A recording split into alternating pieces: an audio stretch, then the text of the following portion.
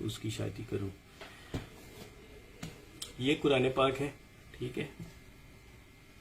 میں اس سے بڑھ کر میرا خیال ہے وہ خاتون میری بہن بیٹیوں جیسی ہے. یہ قرآن پاک ہے جی. میں یہ بھی دکھا دوں بعد میں کہ جی وہ اوپر کا کور ہی پکڑا ہوا تھا, اندر تو خالی کتاب تھی. یہ پورا قرآن ہے جی. ٹھیک ہے. یہ میں سر پہ رکھ کے کہتا ہوں کہ میں نے نہ اپنی بچی کو کبھی فورس کیا کہ وہ زین کے ساتھ اس کی شادی کرے.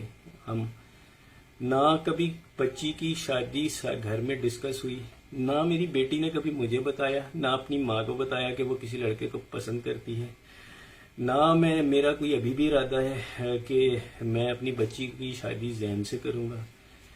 اور اس سے بڑھ کر میں سمجھتا ہوں کہ میں کچھ بھی نہیں کہہ سکتا. اور اگر میں جھوٹ بول رہا ہوں تو اللہ کا قہر میرے پر ابھی نازل ہو اور میں یہیں سے جس کرسی پر بیٹھا ہوں اس سے اٹھنے کی مجھ پہ نوبت نہ آئے.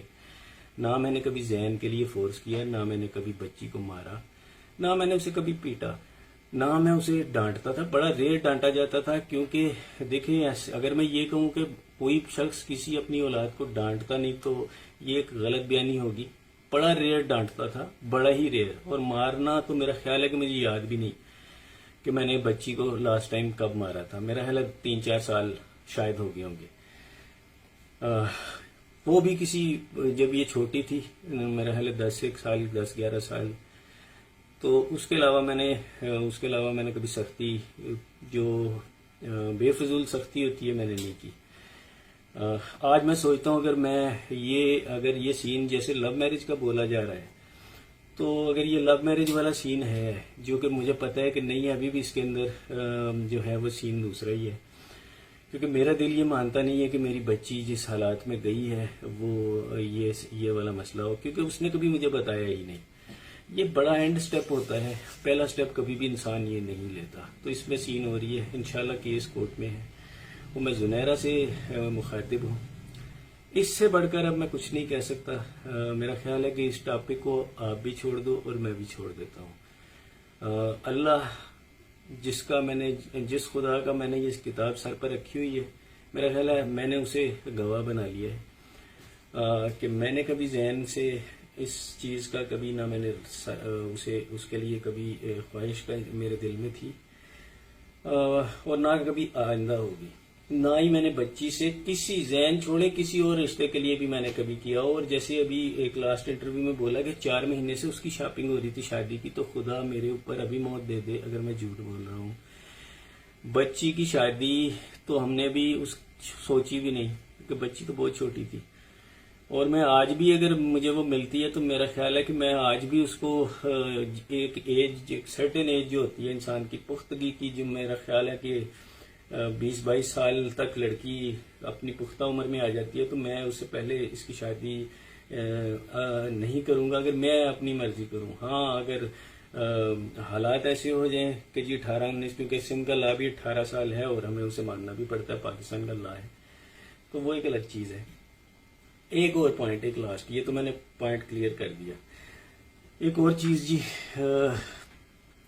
میں نے بہت سے لوگوں کے جی پیسے ہم لوگوں نے دینے, ایف آئی ایم میں میرے اوپر کیسز ہیں. میں سید مہدی علی کاظمی, نہ میں نے کسی کے 10 روپے دینے ہیں. یہ کتاب اللہ کی کتاب سر پہ رکھ کے کہہ رہا ہوں, نہ میں نے کسی کے 10 روپے دینے ہیں, نہ میں نے میرے والد صاحب نے کسی کے 10 روپے دینے ہیں, نہ میری ماں جن کی ڈیتھ 2010 میں ہو گئی تھی انہوں نے کسی کے پیسے دینے ہیں, نہ میری وائف نے.